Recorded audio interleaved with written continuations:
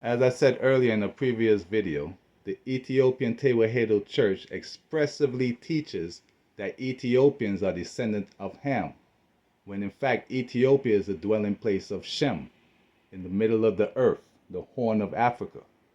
Yet still they want to attach the curse of Cush, or the curse of Canaan, or the curse of Ham to Ethiopia. So that's why they refer to it as Cush. So it was the Greeks who named it Cush, just like it was the Greeks who named Abyssinia Ethiopia. Hence, Ethiopia is originally called Zion, because that's where we are all from. So let's read. Why do the heathen range and the people imagine a vain thing? The kings of the earth set themselves, and the rulers take counsel. So as we could clearly see in the book of Maccabees, who they are. So after Alexander the Macedonian, which means the Greek, defeated Darius the king of Iran, Babylon, Turkey, and Syria, he made many wars, and he parted his kingdom among his servants, which also included Rome, which became part of the kingdom of the Greeks, Jerusalem, where they built a place for the heathens, and Egypt. Hence, you have an Egyptian, Abuna, teaching the Tewahedo teachings in Ethiopia to Ethiopians, misguiding them. So let's read about Enoch.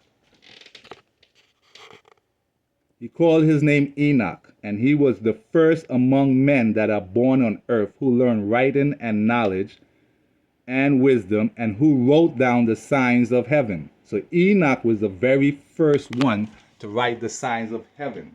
So what language was it in?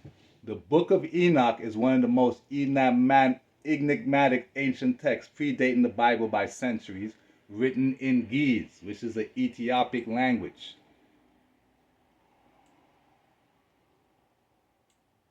Today, the oldest manuscripts of the book of Enoch are preserved in the Ethiopian Ge'ez language. Yet still, they want you to believe that Yiddish, which is Hebrew, predates Ge'ez. They want you to believe that Yiddish originated the scriptures. So Yiddish started in the 12th century by the Jews. That's why it's called the mother language of the Jewish people. Hence, they refer to it as Hebrew, even though it's Yiddish, because Yiddish and Hebrew shares the same alphabet. So Yiddish originated in Germany approximately 1,000 years ago. And all they do is predate it. So they call it Hebrew when in reference to scripture, when in fact it's just Yiddish. So don't forget, the printing press originated in Germany. So they basically helped change the story, and they're part of the Greek kingdom. So let's watch what they did. This is the Ethiopian 88 book Bible. So look what they added into it. And I opened his mouth and his ears and his lips, and I began to speak with him in Hebrew, the tongue of the creation, which was written in Hebrew. So you see how they added on to the story by adding in their fake Yiddish version of it? So let's read about Shem. For in the days he was born, Shem, Ham, and Japheth, they are the sons of Noah.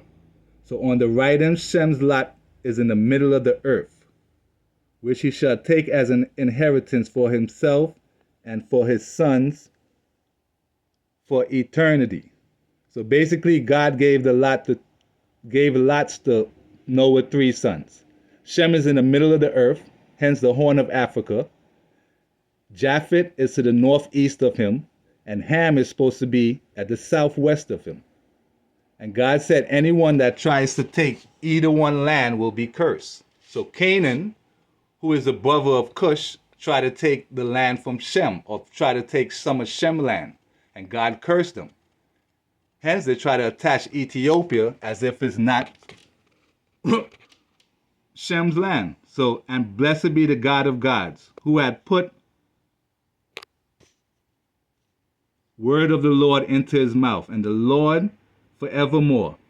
And he knew and had blessed a portion, and a blessing had come to Shem and his sons unto the generations forever, the whole land of Eden, and the whole land to the Red Sea, and the whole land of the east and India.